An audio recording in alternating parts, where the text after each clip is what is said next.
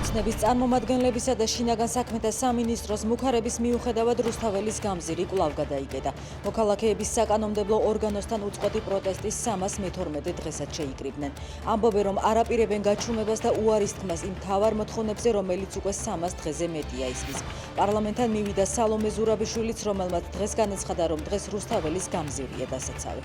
სუსმა ვინმე ბიჭზე ძებნა გამოაცხადა. მდინარაძის უწყებაში ამტკიცებენ, რომ მან უკრაინაში მებრძოლი ქართველის მითითებით დიდი რაოდენობით იარაღი და ასაფეთქებელი იყიდა და თბილისთან ახლოს ტყეში დამარხა. სუსის განცხადებითვე ამ შეიარაღებით 4 ოქტომბრის აქციისას თბილისში დივერსიული აქტები იგეგმებოდა.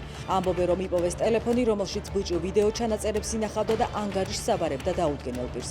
სუსი ასევე ამტკიცებს, რომ იდენტიფიცირებული ყავთ პირი, რომელმაც ბიჭის შეკვეთით დეტონატორი დაამზადა. თვითმმართველობის არჩევნები განსხვავებული აზრის ჩახშობის გარემოში ჩატარდა, ნათქვამია ევროკავშირის უმაღლესი წარმომადგენლების ერთობლივ განცხადებაში. კაია კალასი და მარტა კოსი აღნიშნავენ, რომ მედიაზე თავდასხმებმა მიღებულმა კანონებმა ოპონენტების დაპატიმრებამ კონკურენტული გარემო შეამცირა, ბოიკოტის გამო კი აქტივობა შედარებით დაბალი იყო. ევერესტის ტიბეტურ მხარეს ქარბუქის გამო 1000-მდე ადამიანია ჩარჩენილი. როიტერსის ინფორმაციით გზების გასაწმენდად ასობით მაშველი მუშაობს. საზღვრის მეორე მხარეს ნეპალში კი ძლიერი წვიმებია, რამაც მეწყერი და წყალდიდობა გამოიწვია. დაღუპულია 50-მდე ადამიანი.